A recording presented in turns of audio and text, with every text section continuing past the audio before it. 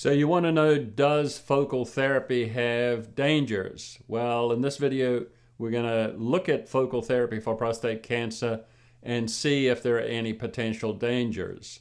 Welcome to Health Drum. I'm Dr. Bert Vorstman, a urological surgeon and former researcher, and this channel is all about routine medical conditions, self-care, and digital health so you can be informed and in control of your healthcare needs. If this is your first time to the channel and you want to know all about good health, go ahead and subscribe. Like you, many others are interested in digital health, so feel free to reach out with an email or hit the comment section below. By the way, Health Drum is for educational and informational purposes only and not a substitute for professional medical advice. The links to the disclaimer and the material in this video are in the description below. Okay, so let's get into it and start off with a summary. So in this video, we will review the various focal therapy treatment options. How is it done? Who's an ideal candidate? Are there any potential complications associated with the treatment?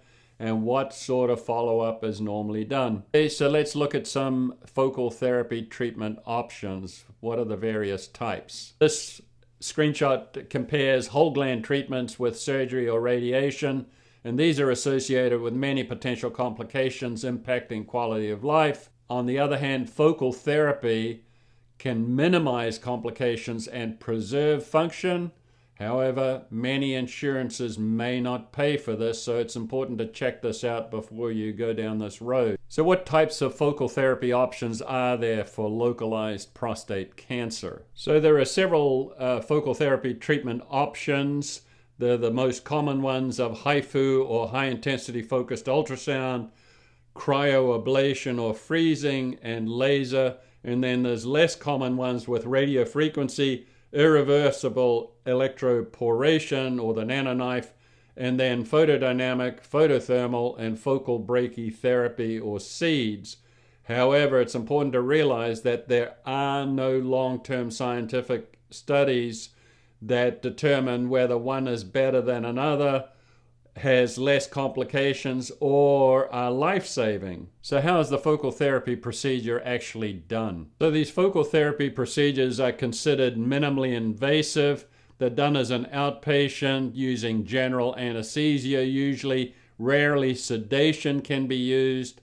Ideally, we use general anesthesia as we don't want patients moving so that image localization is lost. Also, MRI guided usually is a better method to identify the lesion, and the energy delivery is usually via a probe that's in the rectum or transrectal, and sometimes in the urinary channel or transurethral, and rarely transperineally or poked through the skin behind the scrotum.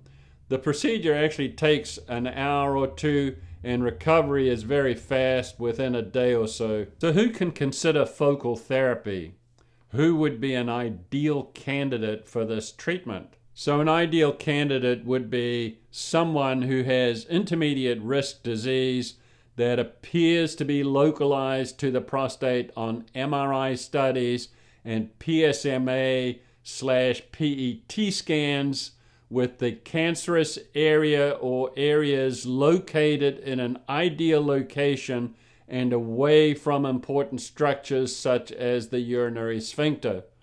Also, it should be one that's not too big, and the patient should have a life expectancy greater than 10 years, and ideally, the cancer should also be visible on MRI imaging. In your workup towards having this focal therapy procedure, you may hear talk about index lesions, which is the largest and possibly the most aggressive tumor within the prostate.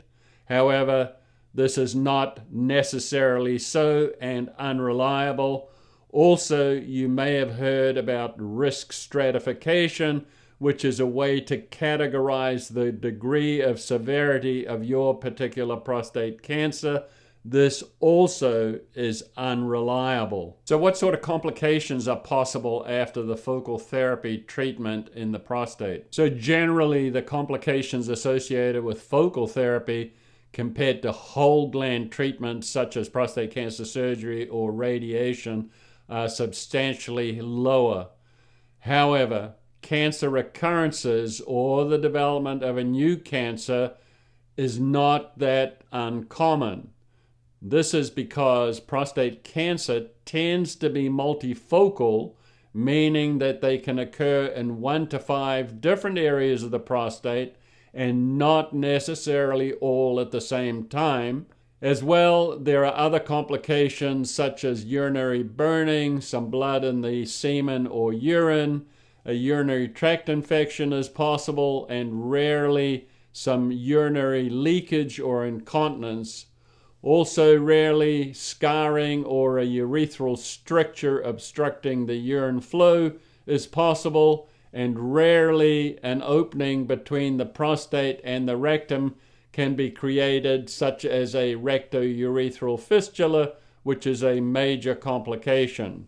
So what sort of follow-up can be expected after an outpatient focal therapy treatment? So the sort of standard follow-up after a focal therapy treatment is a visit every 3 to 6 months or so for several years, including prostate exams, PSA tests, and maybe some other prostate cancer markers, MRI imaging of the prostate, and possibly biopsies, both image-guided and random. So we've assumed that all of these recommendations for prostate cancer testing and treatment have been of proven benefit. However, when we ask the question, where is the irrefutable and reproducible data supporting these treatment recommendations, we find out that many of these recommendations are on thin ice. Let's consider growth rates. We already know that the Gleason 6 is not a cancer, so we can discount that one. But most prostate cancers have very sluggish growth rates, dividing every 479 plus or minus 56 days. This means that from the time of mutation, it can take 40 years for this growth to reach 1 centimeter or half an inch in size. This very sluggish growth rate calls into question the need for 3 to 6 monthly or even 12 monthly visits, and even whether or not these cancers deserve to be treated with focal therapy. By the way, the links to these articles are in the description below, and I would recommend that you check them out and read them thoroughly so that you are informed. So now we find out that many prostate cancers grow very sluggishly. What about life-saving ability? Have we actually proven beyond a shadow of a doubt that PSA testing and prostate cancer treatments save significant numbers of lives? Let's have a look. So for many years, we've already known that PSA testing does not save significant numbers of lives.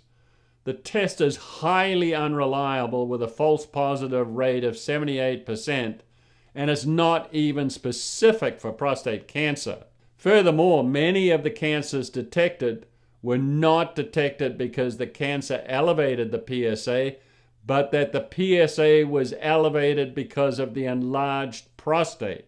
So we don't have any long-term studies for any of the focal therapy options, but we do have 15-year data for surgery and for radiation, and discover that no treatment has similar survival rates to those that had surgery or radiation, but those that had no treatment had none of the complications that are normally associated with surgery or radiation, and they had a normal quality of life. Therefore, since we're dealing with the same types of prostate cancer for both whole gland treatments such as surgery and radiation, as we are for focal therapy, we can surmise that focal therapy also fails to save significant numbers of lives. And because of these concerns, it's highly unlikely that active surveillance saves significant numbers of lives. So to recap, in this video, you learned that there are several focal therapy treatment options. They tend to have less complications than whole gland treatments. However, recurrences may be possible. You learned that PSA testing fails to save significant numbers of lives, and that there's no evidence that any of the treatments save significant numbers of lives. To learn more about routine medical conditions, self-care, and digital health, check out some of these other videos.